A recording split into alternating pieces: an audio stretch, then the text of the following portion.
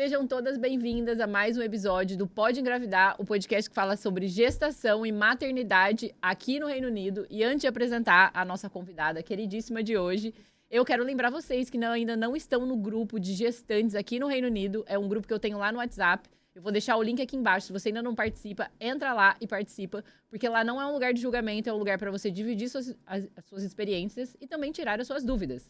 E no podcast de hoje temos aqui Juliana. Juliana, se apresenta pra gente. Bom, meu nome é Juliana, eu estou no Reino Unido há 17 anos e meu filho tem 12 anos.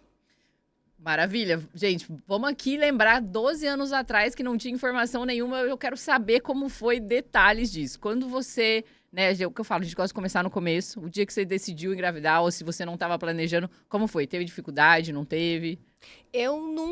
Nós nunca planejamos assim, vamos ficar 3 anos, 4 anos casados, vamos viajar o mundo, vamos ter um filho, né? Não foi dessa forma. Foi super natural, né? Eu já estava casada há 3 anos e foi super natural, engravidei, super saudável gravidez, trabalhei até o 9º mês. A gente tinha muitos amigos, né, assim, próximos de nós, a família do meu marido estava por aqui, foi aquela festa, né? Então, fui uma das primeiras a engravidar do meu grupo de amigas, então fui super mimada, foi um tempo, assim, bem especial. E durante a gestação, assim, você descobriu a gestação, né? Lógico que teve essa comemoração, mas você sentiu enjoo, passou mal, como foi? Passei muito mal, eu lembro que eu cheguei eu cheguei na midwife e falei assim pra ela, quando que eu vou parar de me sentir doente e vou me sentir grávida? Porque eu chegava, às vezes era minha consulta, a pressão caía, eu parava numa árvore, aí respirava e fiquei grávida no pico da minha gravidez, assim, do enjoo foi no verão, então o calor, aí eu pegava o metrô, aí aquele povo perfumado e entrava, aí eu saía da plataforma, aí eu voltava pro trem, eu saía da plataforma. Foi bem, assim, meio caótico essa parte. Mas depois você vai aprendendo, né, aos pouquinhos, como se autorregular ali na respiração e a questão do que você come, para ajudar com o enjoo e tudo mais. Mas eu tive uma midwife muito carinhosa, assim, na época. Eu me lembro que ela até falou assim, don't be silly, né? Que eu falei pra ela, eu tô muito doente.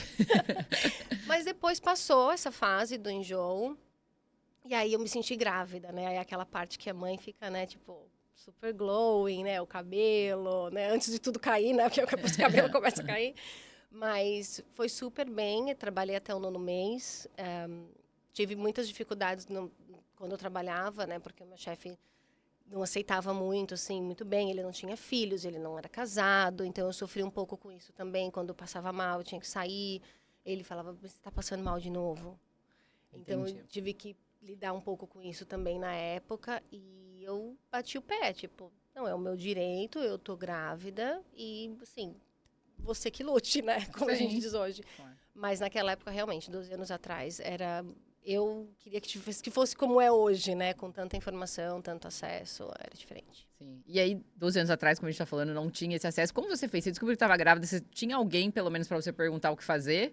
Onde ir? Ou você foi ali na sorte, ligando onde dava? Eu fui indo, né? Assim, as coisas básicas a gente sempre pergunta pra mãe, né? Mãe, como que eu faço? Eu tô sentindo isso.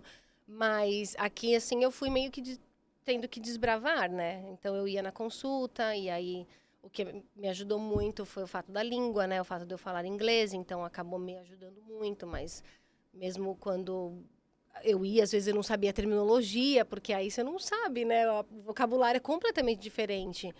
Então, eu ia indo, né? Tipo, praticamente. Mas, graças a Deus, tive essa midwife, que ela era assim, era nigeriana na época, eu nunca me esqueço dela. Então, ela tinha um jeito mais, assim, mais direto, sabe? De falar as coisas. Então, eu prefiro assim mesmo, de qualquer forma. Então, ela me ajudou muito, assim. Foi uma bênção, assim. E aí, obviamente, né? Eu sempre falo isso, a gente tem a cultura do Brasil da cesárea. Imagino, né? A gente já vem da família, a gente estava falando disso antes de começar. Imagino também que conversou com a mãe, não, vai ser cesárea. E como foi? Minha mãe falou, olha, ninguém nunca teve parto normal. Eu disse, mãe, na época, que agora tá bem natural das pessoas já marcarem cesárea, há 12 anos atrás isso não existia. É assim, não, cesárea não é opção de parto, cesárea é um procedimento de emergência, é normal. E eu tentando explicar, olha, mas eu conversei com a minha mãe, nunca ninguém na minha família. Mas aí, pelo fato de ser brasileira, eles falaram, não, mas o brasileiro tem essa cultura da cesárea. Então, eles viam como uma cultura. Eles não estavam nem interessados, tipo, se era uma, sei lá, uma questão da minha família, né? Uma condição da minha família. Aí eu fui até o fim, né? Achando que, assim, vai ser normal, mas morrendo de medo. Eu lembro que no 9º mês eu falei, gente, esse bebê vai ter que sair. Ele vai ter que sair. E era de mim, eu vou ter que fazer força. Mas eu fiquei apavorada, porque eu falei, esse bebê não vai sair. Aí, cara, e acabou sendo cesárea de emergência. Calma, a gente não chegou ainda. Calma. Tá, e você, né, você conversou com as midwives, ela falou que não daria. Ela falou que não. Não era uma opção. E realmente, Não acho que faz uns 3 anos que eles liberaram, você pode escolher. Antigamente não podia. Não. E aí você conversou com ela falou que não, e você, tá, vou me preparar. Teve algum preparo que elas te ofereceram na época, olha, sobre o parto normal? Ou elas vamos ver o que dá? conversavam muito. Elas conversavam muito, elas sempre estavam abertas para tirar dúvidas, né? Que é outra questão da Inglaterra, eu acho. Eu acho que no Brasil a gente está muito acostumado que a informação ela é dada de bandeja para nós. Você não precisa perguntar muito, ela vem, né? Você vai, mesmo o carinho que o brasileiro tem, a empatia, é um nível diferente, né? Aqui, se você não perguntar, se você não ficar instigando o negócio, não sai. Então, eu fui aprendendo que, assim, se eu não corresse atrás, a informação não vinha, né? E aí, eu comecei, tá, mas como é que é? Eu vou chegar lá? Como é que vai ser? Aí ela, olha, você vai chegar lá, você vai escolher se você quer a peridural, se você quer o oxigênio. Aí, eu via naqueles, né, os vídeos que as pessoas ficavam muito loucas com oxigênio. Eu dizia, não quero ficar muito louca. Aí, eu quero a peridural. Então, aí ela foi dando essas opções para controlar a dor e perguntou se eu queria fazer o parto em casa. E na época tinha uma amiga minha que a gente estava grávida juntas e ela queria o parto em casa. E aí eu disse, não, mas... E minha mãe, não, você tá louca, se acontecer alguma coisa com você vai morrer lá. Mas o que também não é o caso, né? Pra minha amiga foi super bem. Mas eu falei, não, eu quero no hospital lá, deitadinha, com o negócio, tudo certinho. E aí foi super bem, mas eu tive que correr atrás muito da informação. Sim, e a sua gestação, tirando que você passou mal, foi completamente saudável? O bebê não teve problema nenhum? Não, foi super bem, assim. Eu cheguei aí no particular, né, só para ter a certeza, né, como uma boa brasileira, né, de, o NHS, na época todo mundo falava muito do NHS.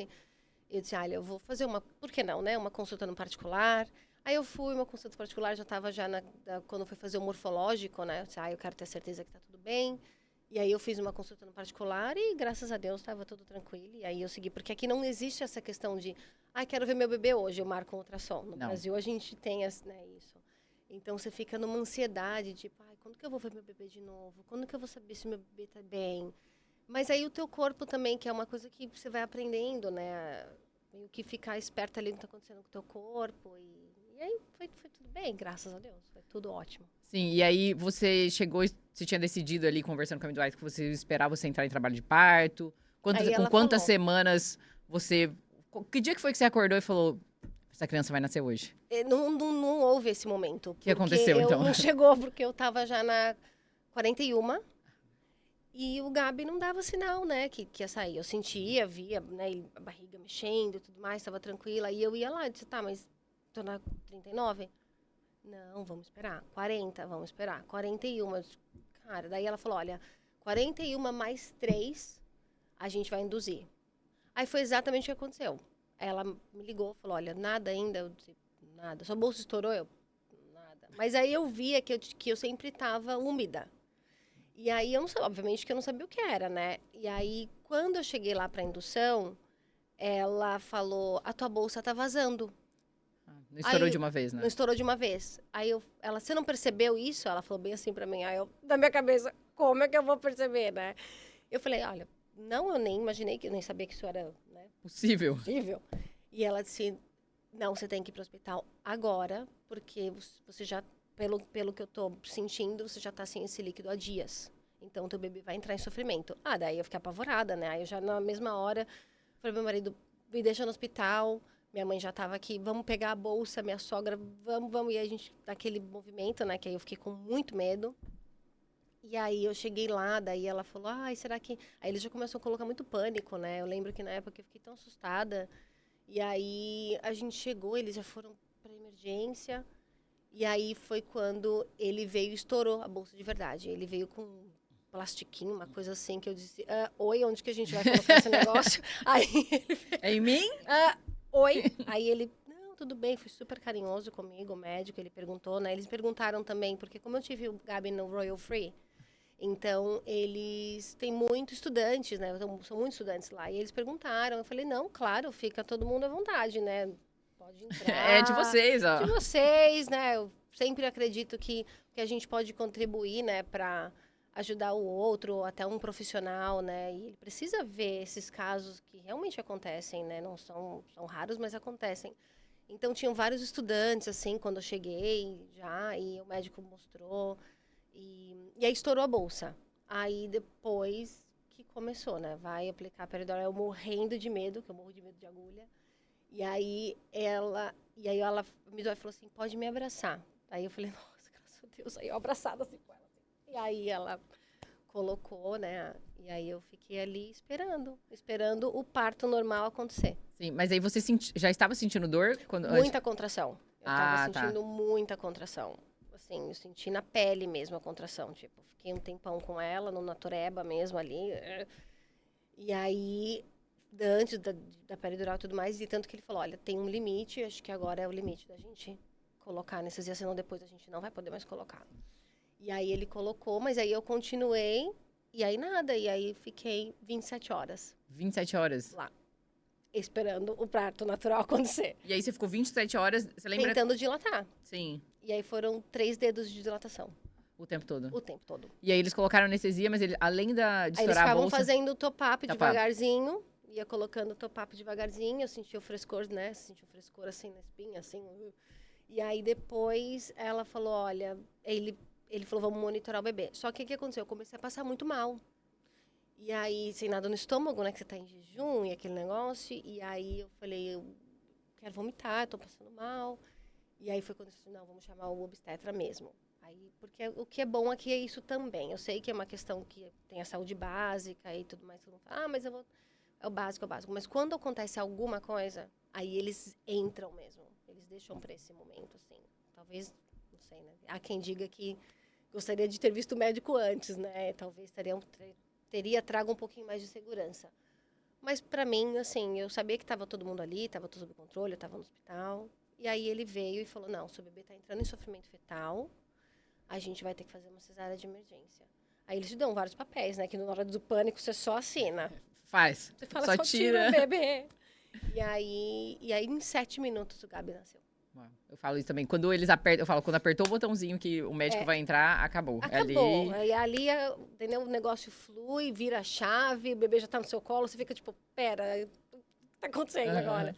Mas aí você esquece tudo, né? Que aí você vê a carinha do seu filho, aí você fala, ai, valeu a pena chegar até aqui. E além de ter estourado a bolsa, eles te deram mais algum medicamento pra induzir? Nada. Ou foi só estourar a bolsa mesmo? Não, foi o método de indução? Lembrei agora. Eles colocaram o comprimidinho. Ah, tá. Quando já eu tava lá, que ela viu que a bolsa estava estourada, ela colocou. E aí eu fui pro hospital com dor até lá. Aí fui tem uns espaços, né, de intervalo, mas, assim, graças a Deus, realmente o que dizem é verdade, a gente não lembra mais. É apagado, Nem sei mais que doeu. Eu nem sei mais se doeu, mas eu lembro que realmente foi bem, assim... Não foi o motivo que eu só tive um filho, tá? Vamos deixar isso claro.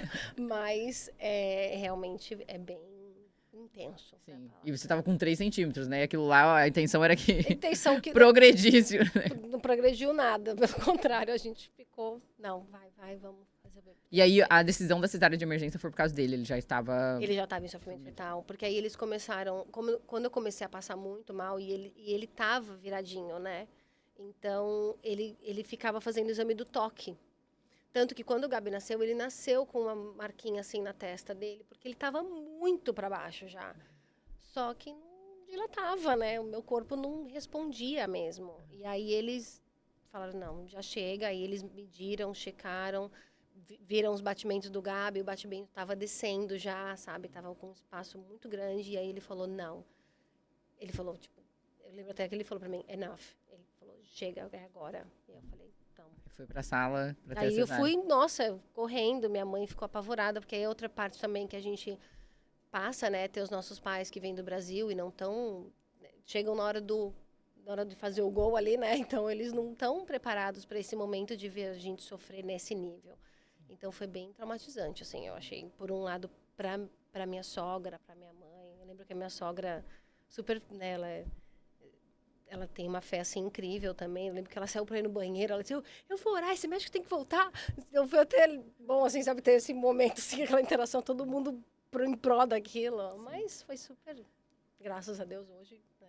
Sim, sim. E ali na hora também que tá acontecendo, às vezes, se a sua mãe não fala inglês, você não consegue nem Foi que aconteceu também. processar. Minha mãe olhava para minha sogra e dizia, o que ela tá falando? O que a médica tá falando?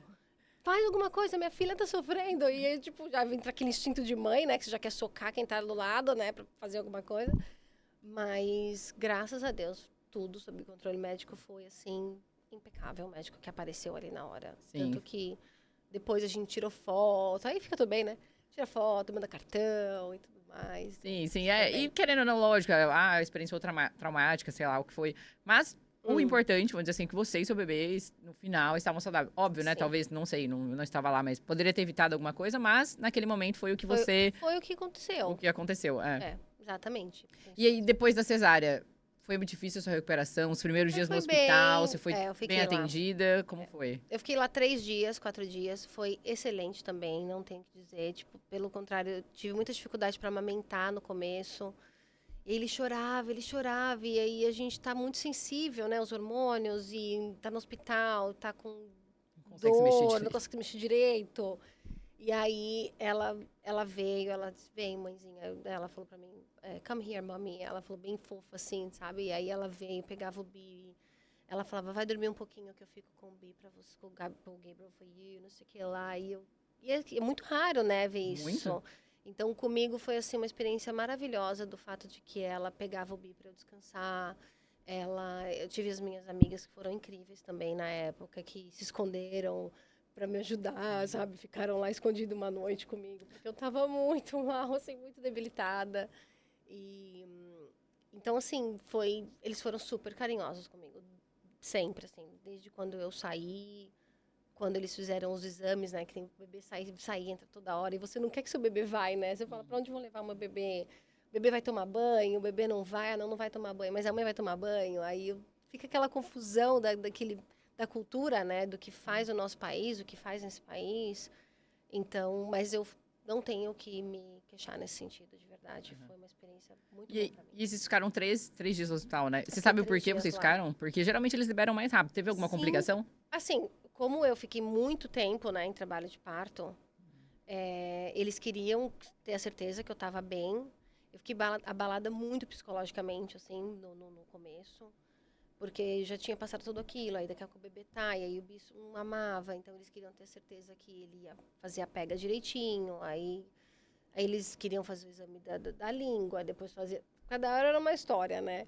Então, eu acho que eu penso, né, hoje, mais madura da situação passada, eu penso que eles queriam ter certeza que eu estava bem para levar o meu bebê para casa, porque eles têm muito essa questão, né, de tipo, a mãe tá bem, é uma depressão pós-parto que tá aí, né, como é que a mãe tá para levar o bebê para casa. Então, por isso que eu sou muito grata nesse sentido, até por ter ficado lá 3 dias e ter a certeza, ok, não, eu consigo, né, dá pra... Sim, sim, realmente, eles terem te segurado, porque se, vamos dizer assim, fisiologicamente você estava bem, né, na questão de dar cesárea, e eles segurarem pra ter certeza que estava amamentando, porque infelizmente tem casos que acontecem, pode ir, tá bem, vai dar tudo certo, você faz E em nem casa. sempre é assim. Sim, teste da linguinha, então, às vezes, agora, as pessoas que eu atendo agora, às vezes eu tenho que implorar pra pessoa, falar, pelo amor de Deus, pode fazer o teste da língua da criança? Eu nem pedi, eles até viram que tava um pouquinho presa, aí ela falou, olha, vamos esperar uns meses, senão a gente dá aquele piquezinho e tudo mais. Eu disse, não, tá bom, perfeito. Mas checaram, ele não teve nada na pele também, foi super saudável, um bebê grandão, com quase 4 quilos. Eu tava falando, gente, como é que esse bebê saiu de dentro de mim? Mas, enfim, super saudável. Mas foi só essa questão mesmo, assim, eu acho que eles tiveram esse cuidado, sabe? De pensar assim, não, vamos checar se ela tá bem mesmo pra ir pra casa. Sim. E aí, quando você foi pra casa, eu sei que a amamentação foi um desafio, mas teve mais alguma coisa quando chegou em casa e falou assim, nossa, eu não imaginava que também tinha isso, de desafios da Eu maternidade tinha mesmo. medo de sair de casa, eu tinha medo de dar banho nele, né? Porque eu falava, ele vai cair, porque é uma coisinha tão mole, né? Você fica ali. E por ser a primeira da turma a ter filho, eu acho que não tinha ninguém ali pra você ter contato. Sim, as minhas amigas ajudavam, né? Tinha uma amiga minha que tinha muito mais experiência que eu e acabava. Mas o que acontece, assim, graças a Deus eu tinha minha mãe comigo, né? Então, quando foi a hora do banho, ele gritava muito na banheira. Aí minha mãe disse, esse bebê não é bebê de banheira, é bebê de chuveiro. Falei, ótimo, mas eu não vou segurar esse neném no chuveiro, porque se ele cair, acabou. E aí ela falou, ok, enquanto eu estiver aqui, eu vou dando banho nele. Mesmo que eu tava de cesárea, né? Então eu não podia rir, eu não podia tossir, eu não podia fazer nada, né? E aí ela ia, levava, e aí quando ela foi embora, aí eu entrei em pânico, que eu falei, cara, minha mãe vai embora. E aí eu falei, como é que eu vou ser mãe? Como é que eu vou cuidar do meu bebê sozinha, né? Assim, família, né? Assim, Quantos meses ele tinha quando ela foi? 3 meses quase ele tinha. Já era até grandinho, sabe? Mas como você tá com a sua mãe ali, Tá acostumada né? a não ficar sozinha, Você né? não tá habituada, né? E aí meu marido voltou a trabalhar e eu disse, cara, agora é eu e você, Gabi, meu. A gente vai ter que fazer isso acontecer, né? E aí eu lembro que minha mãe falou pro meu marido, a Juliana não tá com coragem de dar banho no chuveiro, porque aí ele dormia, ele ficava muito calminho no chuveiro. E na banheira, nossa, cara, era, Caos. meu, era um caos, assim, sabe? De vomitar um leite, sabe? Aquela coisa, um caos, um caos. E aí eu lembro, ela falou assim, ela botou a roupa, ela entrou no chuveiro de roupa com meu marido de roupa. Então vai, agora os dois lá, e eu olhando os dois lá no chuveiro, tipo, com o Gabi no colo. Desculpa, mãe, te colocar nessa situação. Desculpa, mãe, mas é o que tem, né? E aí ela foi super fofa, ela ensinou. E aí ele veio tomando banho de chuveiro até ele ficar maiorzinho e depois ganhar, né, a questão de brincar na banheira com os brinquedos e tudo mais. Mas foi, assim, Foi mais um medo foi um mesmo de ficar medo que eu sozinha. tinha. Tipo, eu lembro quando eu fui no shopping, que eu coloquei ele no carrinho pra entrar no ônibus. Meu, parecia que meu corpo inteiro tava duro, né? Eu, tipo, ai meu Deus, esse carrinho vai virar, ele vai cair. Então eu tinha muito medo de acontecer alguma coisa com ele, né? Mas aí você vai ganhando mais confiança. E como é um trabalho repetitivo, né? Que a vida de mãe é muito solitária, né? Aqui. Eu acho que esse é o maior desafio que a gente passa como mãe aqui. É que a vida fica muito solitária. Todo mundo, de repente, entra nas suas vidas. Seu bebê já não é mais a novidade, né? Já tem outra mulher grávida ali, sua amiga também. E aí, os seus pais, né? No caso, minha mãe foi embora, meu marido volta a trabalhar. E a sua rotina é aquela.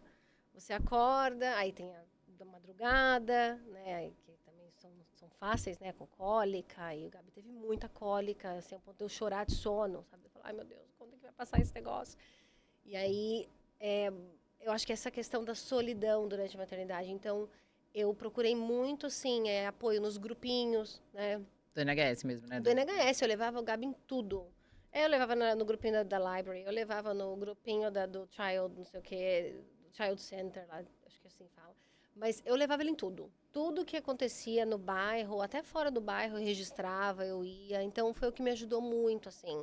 Mesmo que eu não interagisse com muitas mães, mas o fato de eu estar vendo outras pessoas, ter outros assuntos, né?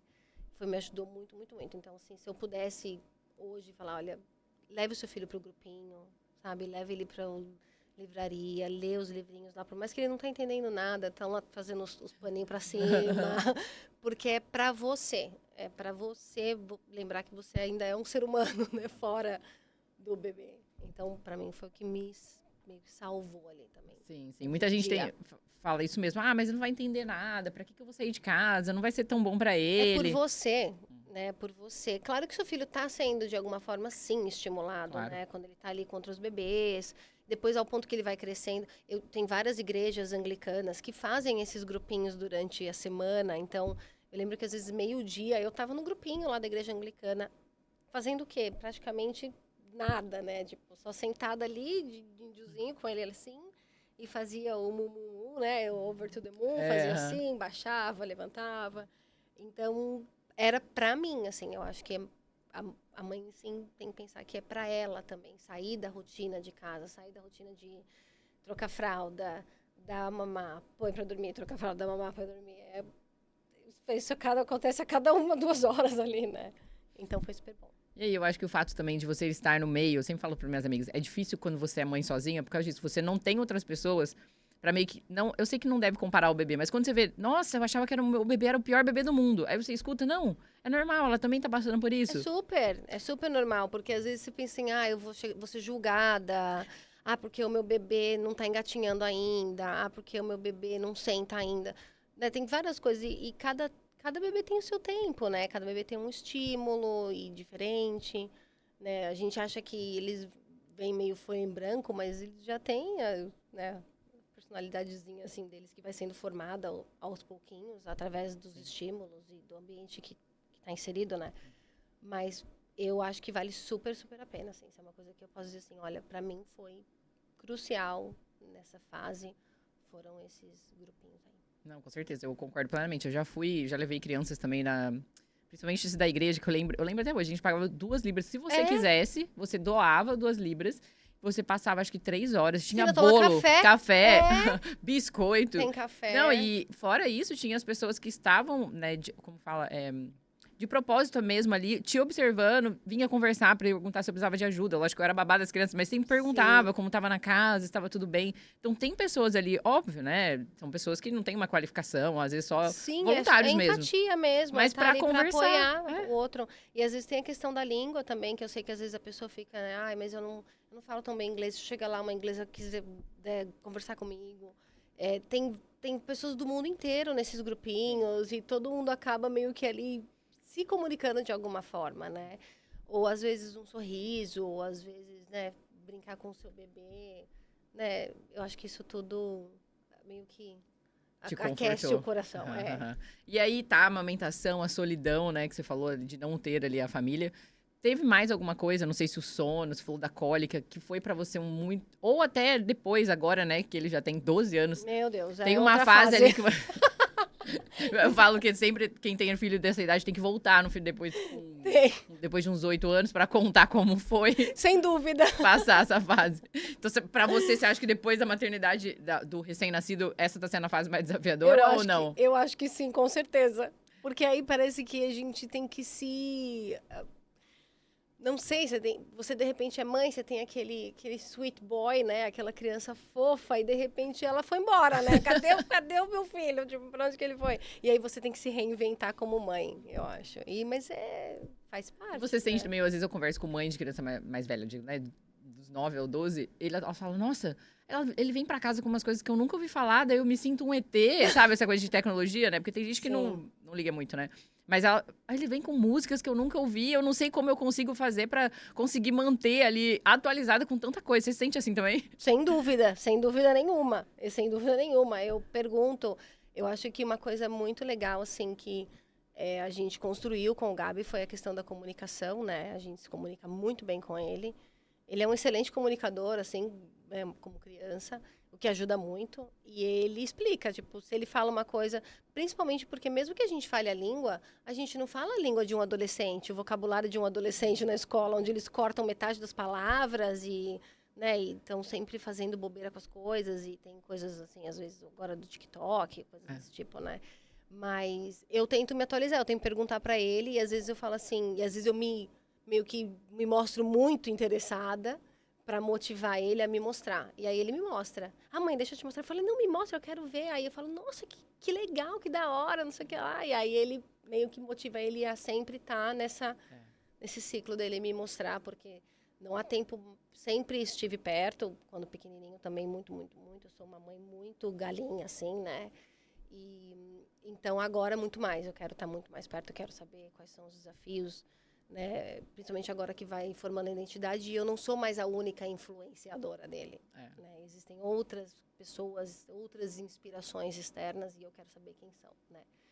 E obviamente a gente não tem como controlar tudo, que a maternidade ensina isso para nós. Quando o bebê nasce, você já perdeu o controle de tudo, né?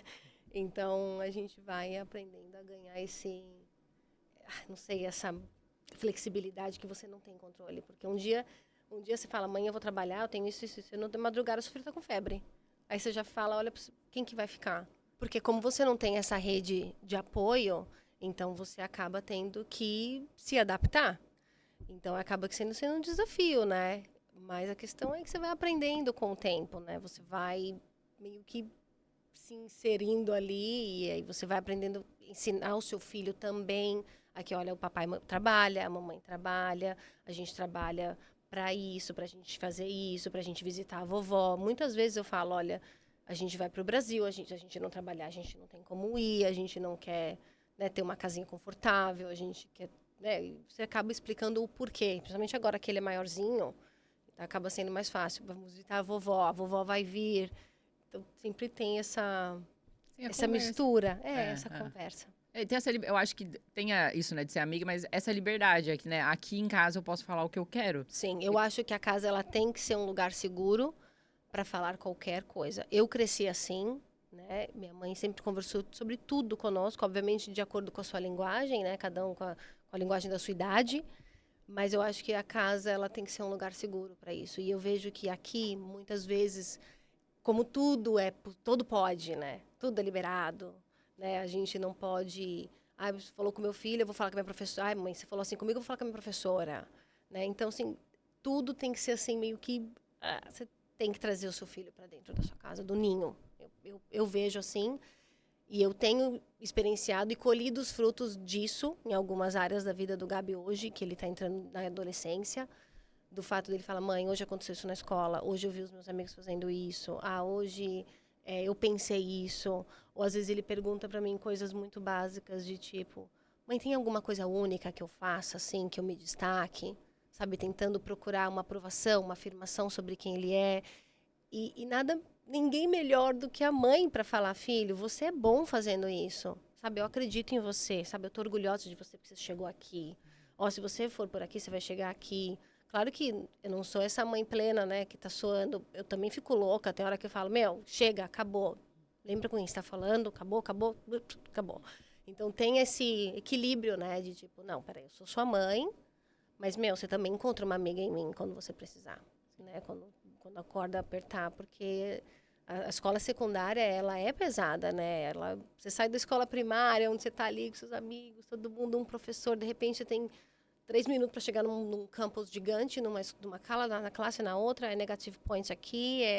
Então, eu acho muito importante você, desde pequenininho, começar, sabe, a meio que construir, tipo... Porque é aquela coisa, você pergunta pro seu filho com 4 aninhos, filho, como é que foi hoje na escola? Bom. Não sai nada além disso. Bom, você fez. Brinquei. Brinquei. Mas, bom. Então, aquele negócio meio monólogo. Então, eu falava pro Gabi, quem que foi engraçado hoje na tua classe? Mãe, o fulano. Nossa, hoje ele... E quem que ficou em trouble hoje? O fulano. Então, eu sempre instigava essas conversas, né, com ele, porque eu pensava, quando ele crescer, eu quero desenvolver esse lugar, porque a gente tá aqui sozinhos, né? Então, se a gente não meio que tomar posse desse lugar na vida dos nossos filhos, tipo, ser os primeiros a aconselhá-los, eles vão se aconselhar em outro lugar. Então... Sim. Alguém vai fazer isso por você. Alguém vai fazer isso por nós. E como você falou, né? Não é aqui, você não tá falando que a Juliana em casa pode tudo. Não, imagina, então, assim, mas uma mãe e o pai servem para corrigir, com amor. Pelo contrário, pai e mãe é isso. Eu acho que eu até vi uma coisa engraçada esses dias, eu falei pro marido, acontece muito isso em casa. O pai, ele vem pra meio que jogar a criança fora do ninho, né? Tipo, não, vai dormir no seu quarto, não, vai dormir na sua cama. Mãe, posso dormir na sua cama? Não, vai dormir na sua cama. E a mãe fala, deixa um pouquinho, eu levo, me põe aqui. E minhas amigas falam pra mim, Ju, mas o que você acha sobre dormir na cama? Porque o Gabi dormia com a gente por muito tempo, veio pra nossa cama, né?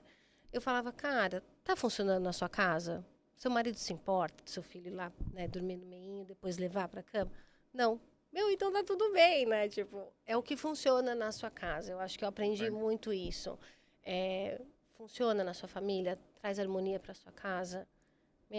Tá certo, né? Tá levando o seu filho para um lugar saudável, de independência, que agora esse é o meu maior desafio como mãe agora, é cortar esse cordão umbilical dele. Né? Às vezes dá tchau no trem, eu falo, dá um beijo na mãe. Ele, mãe, não, eu quero louco na frente dos meus amigos. Tipo, e eu tenho que falar, nem deu tchau.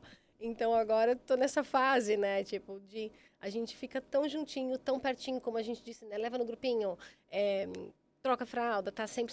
O mundo do bebê, o mundo do toddler é seu. E de repente ele fala, ok, foi bom até aqui. A gente se vê de vez em quando aí, quando eu precisar em casa. Então, eu te chamo, não me chame. Não me chama, exatamente. Tipo, deixa eu no meu quarto. Então agora, tipo, eu entro no quarto também, entro lá. E aí, o que você tá fazendo? Qual que é o jogo? Que legal, me mostra. Posso jogar com você um pouquinho? Me mostra como é que faz. Então, ser parte da tecnologia, fazer aquilo que você não gosta. Aí eu jogo esse Roblox, eu entro numa terceira dimensão. Meu cérebro, ele, cara, não consigo Mas eu tento pelo menos por 5 minutos, para eu poder saber o que está acontecendo. Sim, sim. Não tem como você só ler sobre você estar ali, né? E depois você acaba aqui desmistificando também. Ah, porque isso faz não sei o quê. Ah, porque isso né, a gente que é cristão. Ah, isso não é de Deus. Ah, lá. Tem todas essas coisas que a gente acaba tendo que... Deixa eu ver se é de Deus mesmo. Deixa eu ver se... Então, acaba que a gente tem que ir aos pouquinhos, sem invadir, né, o espaço, porque a gente tem que ensinar isso para os nossos filhos. Até mesmo para que não invada o espaço do outro, né? Mas são os desafios, a gente não é perfeito, mas o que me deixa confortável é que mãe, ela erra tentando acertar. Com certeza. A nossa intenção vai estar sempre no lugar certo. Por mais que a gente volte lá e fale, filho, não veio com manual. A mamãe aprendeu e muitas vezes você vai lá na sua mente e vê como sua mãe fazia. E às vezes o que sua mãe fazia já às vezes não cabe nessa geração e você tem que meio que se adaptar. E não é nem não caber, às vezes, é porque talvez com seu filho não vai funcionar. Exatamente. Porque tem criança, cada criança funciona de uma forma. É verdade. Cada criança funciona, tem uma resposta, tem uma linguagem, até mesmo uma linguagem de amor, né? Tipo, tem essa. A gente tem que descobrir a linguagem de amor dos nossos filhos. Eu acho que tudo vai por esse caminho, sabe? Mas eu acho que, como eu disse, o pai faz esse trabalho e a mãe, ela traz e a gente causa esse equilíbrio aí. Mas fico louca também. Tem hora que eu já... Senta, vai fazer. Não, às vezes eu falo, a obediência é uma semente. Eu falo, quando eu quero comer, é uma semente. Quando eu quero ser mãe e dar uma palestra, eu faço. Quando eu quero ser mãe, eu dou uma palestra de 15 minutos, e aí fica lá, a mãe já falou, já repetiu 3 vezes, vou repetir a 4ª, você vai ouvir, e segue. E vamos nos entendendo. E a gente vai se entender. E Ju, ele fala português, como foi esse processo ali de manter as 2 línguas pra você? Você fez algo de diferente ou não? Sim, eu sempre tive muito medo, né? Porque como minha família inteira tá no Brasil, então eu sempre quis que o Gabi falasse português. Eu já vi casos de amigas, assim, que tinham filhos maiores, quando o Bia era pequenininho, que elas tinham que traduzir o filho no Brasil. Já jovens de 17 anos que falavam, não quero mais ir porque eu não entendo nada, não faço parte dessa cultura, para mim o meu país é aqui. Então eu tinha muito medo que isso acontecesse com o Gabi. Eu falava, imagina um Gabi olhar para mim e falar, mãe, eu não quero mais ir. Oi? Tipo, não, né? Então eu falava português, sempre falei só português com o Gabi. Só que chegou um tempo na escola que a escola me chamou e falou, olha, o inglês do Gabi não está desenvolvendo da forma que tem que ser. Um de vocês tem que falar inglês para corrigir. Ele falava coisas tipo de she don't, sabe? As coisas básicas da escola mesmo. E aí eu falei pro Marcos, falei, olha, é você que vai falar, porque eu me recuso a falar inglês com meu filho em casa, nada a ver. Como é que eu vou dar uma bronca em inglês? Não faz, não rola. Não tem repertório. Não tem nem repertório para dar essa bronca aqui que eu quero falar. E aí eu disse, não. Aí ele falou, beleza. E aí, como ele era jamais, ele também, na época, né, assim, quando o Gabi era menorzinho, o Marcos já vinha de uma educação de falar inglês no país dele. Então eu falei, cara, você tá prontinho para estudar ainda. Vai na fé. E aí foi isso que a gente fez. Aí eu falava só português, só que aí eu tinha uma preocupação que eu queria alfabetizar o Gabi também. Eu não queria só que ele falasse. Eu queria que ele lesse, eu queria que ele escrevesse, eu queria que ele fosse capaz de mandar uma mensagem. Eu tinha muito medo também, né? Depois veio até a pandemia para mostrar isso para nós, né? Então eu tinha medo, se a gente tiver que voltar, e se alguma coisa acontecer. E aí esse monte de coisas que vão acontecendo à volta da Europa, do mundo. E aí eu decidi alfabetizar o Gabi. Então eu mesma pedi para minha mãe na época trazer umas coisas para mim do Brasil. Eu fiz até com a cartilha, né? Até comentei isso outro dia. Que foi a cartilha que eu também fui alfabetizada, que é uma coisa muito basiquinha, muito fofo, assim, muito tranquilo de aprender. E hoje, graças a Deus, o Gabi fala, eu trabalhei muito o sotaque dele também, que ele não conseguia falar o R, então a gente fazia muito exercício de rarararará, e a gente virou essa chave, porque eu tinha medo também, de novo, dele ir pro Brasil, aí, sei lá, vai num lugar, alguém ri dele, sabe? Alguma coisa assim. Não conseguir interagir, né? Porque... dele se sentir, tipo, meio empacado, alguém falar alguma coisa. Então, eu já avisava a minha família quando a gente ia, né? Que o R ainda não saía. Ele falava prato. Aí eu dizia, ninguém ri. Hein, gente? A gente tá combinado, ninguém vai rir quando ele falar. E aí todo mundo meio que abraçou a causa. E hoje ele fala, claro que assim, obviamente que o pensamento dele, a primeira língua vem, ele fala inglês e ele, no meio da conversa, às vezes ele já transfere e fala português. Mas se tiver que falar português com a priminha, por exemplo, ele brinca com ela, que é outra coisa que eu faço também. Eu promovo muito essas interações com a minha família online, com a prima, que eles gostam das mesmas coisas. Então eu falo, olha, a Rafa quer brincar com você, liga para ela. Aí ele liga para Rafa. Minha irmã passa horrores de tempo conversando com ele. Nunca ninguém da minha família assim corrigiu, sabe? Ou bem o que. Então ele fluiu. E agora com 12, ele fala super bem. Fala Quanto tempo palavras demorou? difíceis. Esse processo, você falou, não, agora virou uma chave, tô tranquila. Eu acho que demorou, gente. Não é brincadeira, tem que forçar. Com quantos Eles anos você não querem começou? falar, né? Eu sempre falei português com ele, sempre. Sim. Quando ele foi para a escola, que começou esses desafios dele, aprender a própria língua dele, né, na escola, o inglês, aí eu comecei a forçar um pouquinho mais. Quando ele começou a escrever, que ele começou mais entrando assim, aí eu comecei a comprar os livros em português. Então, quando eu fazia o bedtime, eu fazia em português. Então, eu lia em português as histórias. Então, quando eu lia a Bíblia com ele, eu lia em português. Quando eu orava com ele, até hoje, eu oro em português. A única forma que eu falo inglês com ele é quando ele está numa situação assim, que aconteceu uma coisa na escola, uma coisa do coração dele, que eu quero alcançar de verdade o coração dele. Aí eu falo inglês. Porque eu sei que é a primeira língua dele, eu sei que é a forma que ele vai responder, sabe? Mas esse é o Gabi, né? Eu acho que cada criança, eu tenho amigas que o filho prefere falar português até. Mas ele, eu acho que assim, eu posso dizer assim, quero dizer, confiante, quero acreditar que a gente virou essa chave, porque ele fala super bem, fala palavras difíceis como literalmente, sabe, palavras mais, né, sofisticadas, assim, e eu quando ele fala, eu falo, nossa, Gabi, gastou, hein, caraca, essa palavra é muito top, tipo, e eu dou aquele boost na confiança dele. Mas, dá ainda, ele gosta muito de música, então eu introduzi ele muito na música, porque eu sei que música é uma questão que a pessoa canta e aí ela vai aprendendo e vai indo. Então, eu gosto muito de música brasileira, então ele ouve, ele canta, ele gosta de pagodinho. Eu falo, venci na vida, né? Meu filho gosta de pagode. Nasceu em Londres Nasci e em canta Londres, pagode. ele quer ir no show do Thiaguinho, então eu venci. Então tá tudo certo. Muito bom. Isso é legal mesmo, porque a questão da música, acho que é isso que o pensamento dele. Poxa, eu quero saber cantar, porque se um dia eu tiver a oportunidade... Como é que eu vou fazer, vou chegar como Então lá? não é só falar, mas é você meio que participar seu filho da cultura também, né? E não tô nem falando de folclore, não é nada disso, que tem muito pai e mãe, não, meu filho tem que saber o folclore, né? Não, é tipo, me sentir normal. Vou pro Brasil, eu me sinto normal, eu me sinto parte da minha família, eu sinto que eu vou na casa da minha avó, eu vou brincar com os meus primos, eu vou conversar.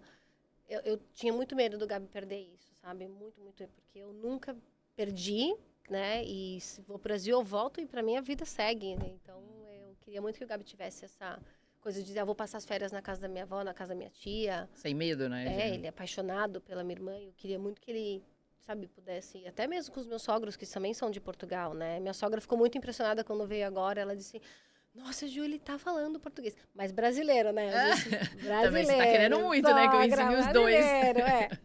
Mas ele brinca com os primos lá também. Então, eu quero que ele se sinta confortável nos dois países, com a nossa família. Sim, perfeito.